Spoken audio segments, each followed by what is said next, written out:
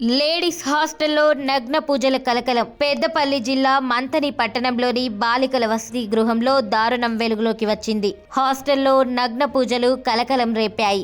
నగ్న పూజలు చేస్తే కనక వర్షం కురుస్తుందని హాస్టల్ వంట మనిషి మరో వ్యక్తి 10వ తరగతి చదువుతున్న బాలికను ట్రాప్ చేసేందుకు ప్రయత్నించారు. దీంతో భయపడిపోయిన బాలిక హాస్టల్ నుంచి తప్పించుకొని తల్లిదండ్రులకు విషయం చెప్పింది. బాలిక తల్లి చెప్పిన వివరాల ప్రకారం పెద్దపల్లి జిల్లాలోని ఓ గ్రామానికి చెందిన బాలిక మంథని ప్రభుత్వ బాలికల వసతి గృహంలో ఉంటూ 10వ తరగతి చదువుతోంది. ఈ క్రమంలో హాస్టల్ వంట మనిషి బాలికను డ్రాప్ చేసింది. 10 రోజుల క్రితం బాలికను తన పర్సనల్ రూమ్ కు పిలుచుకుంది.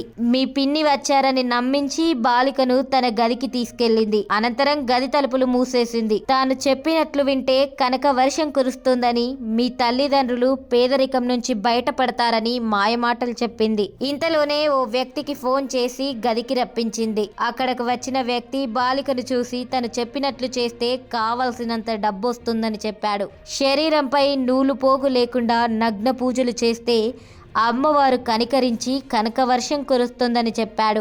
బాలికతో మాట్లాడుతూనే ఓ వ్యక్తికి వీడియో కాల్ చేసి ఆమెను చూపించాడు. తల నుంచి పాదాల వరకు బాలికను వీడియో కాల్లో చూపించాడు. ఆ తర్వాత కాల్ కట్ చేసి బాలికను ట్రాప్ చేసే ప్రయత్నం చేశాడు. మరో రోజు పూజ ఉంటుందని, ఆ రోజు పూజ పూర్తి కాగానే కనక వర్షం కురిసి మీ తల్లిదండ్రుల కష్టాలు తొలగిపోతాయని చెప్పాడు. అనంతరం బాలికను అక్కడి నుంచి పంపించారు. వారు చెప్పిన మాటలకు భయపడిపోయిన బాలిక హాస్టల్ నుంచి తప్పించుకొని మంథనిలో తమకు తెలిసిన బంధువుల ఇంటికి వెళ్ళింది. అక్కడ 4 రోజులు తలదాచుకున్న తర్వాత జరిగిన విషయాన్ని వారికి చెప్పింది. బంధువులు తల్లిదండ్రులకు సమాచారం ఇవ్వగా మంథని చేరుకొని హాస్టల్లో వంట మనిషిని నిలదీశారు. పోలీసులకు సమాచారం ఇవ్వగా అక్కడకు చేరుకున్న పోలీసులు వంట మనిషిని అదుపులోకి తీసుకున్నారు. నగ్న పూజలు చేస్తానన్న వ్యక్తి కోసం గాలింపు చర్యలు చేపట్టారు. ఈ ఘటన స్థానికంగా కలకలం రేపింది. ప్రభుత్వ బాలికల హాస్టల్లో ఈ ఘటన చోటు చేసుకోవడంతో గతంలో ఇటువంటివి జరిగాయా అన్న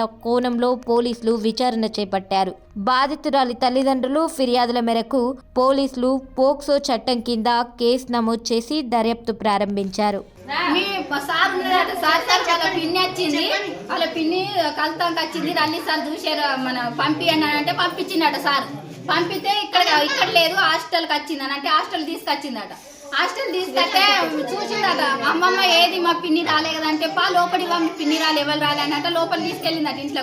ఇంట్లోకి తీసుకెళ్ళినాక తలుపులు డోర్లు వేసిందట. అన్ని డోర్లు వేసి మళ్ళీ ఎవరికో ఫోన్ చేసిందట. ఇట్లా పూజలు చేస్తారు, మొత్తం బట్టలు ఇప్పి పూజలు అన్ని చేస్తారు. చేసినాక మీకు అవి పూజలు చేసినాక డబ్బులు వస్తాయి, మీ అమ్మ నాన్న పేదోళ్ళు కదా, మిమ్మల్ని దాచేందుకు ఇబ్బంది అవుతుంది కదా, మీకు డబ్బులు ఇప్పిస్తా నేను అన్నట్టు అన్నదట. అంటే నాకు తెలియదు అమ్మమ్మ, మా మమ్మీ ఫోన్ చేసి అడుగు, మీ మమ్మీకి ఫోన్ చేసి అడుగు అని అంటే లేదు మమ్మీ తర్వాత చేద్దామన్నదట. తర్వాత వద్దానంటే ఎవరికో ఫోన్ చేసేట రమ్మన్నదట. రమ్మన్న వల్ల ఆయన బండి పట్టుకొని వచ్చిందట, లోపల కూర్చున్నాడట, తలుపులు వేసేదట. ఆయన లోపలనే ఉన్నాడట.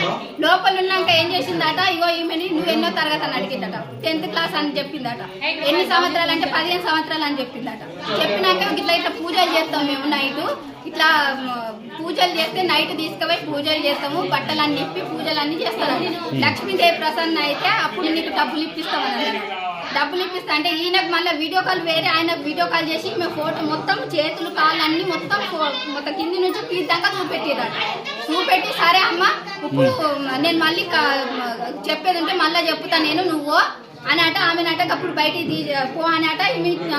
స్కూల్ పంపించారట. ఆయన బయటికి వెళ్ళిపోయినట. ఒకట్లు చేసిరట. ఈమెను అడిగితే ఎందుకు అమ్మమ్మ అంటే లేదు పూజలు చేస్తారట నైట్, ఆ పూజలు చేస్తే డబ్బులు వస్తాయి, మీ అమ్మ పేదవాళ్ళు కదా డబ్బులు వస్తాయి అనట చెప్పిరట. ఒకట్లా జరిగింది. ఆ జరిగిన కాడికెళ్ళి ఆమె మంచిగా ఉంటలేదు, ఇంటికే ఇక్కడ హాస్టల్ కంటే నేను పోనంటాంది. మమ్మీ నువ్వు ఎప్పుడు వస్తావు, నేను అప్పుడే పోతావు మమ్మీ అని ఆమె నేను ఇవ్వాలనే వచ్చిన. ఇంతకు ముందు వచ్చిన వల్ల నన్ను ఏడ్చుకుంటా మీద వాడి ఏడ్చుకుంటా చెప్తాంది మా పాప. అట్లా జరిగింది. అది జరిగింది. ఎన్నిసార్లు తీసుకెళ్ళిండట? ఏమో ఎన్నిసార్లు, ఫస్ట్ సారేనంట. ఈమెని ఫస్ట్ సారికి నాకు చెప్పింది వచ్చిన మళ్ళీ. ముందు అట్లా ఒకసారి చేసిందట, నేను ఎన్నో చేసిన ఆయన చెప్పిండట. ఇంతకు ముందు నేను ఎన్నో చేసిన, నాకు ఇప్పుడు ఇంకా ఫోన్లు వస్తానే నాకు తొందరగా కానీ అన్నట్టు ఏమని అంటాడట.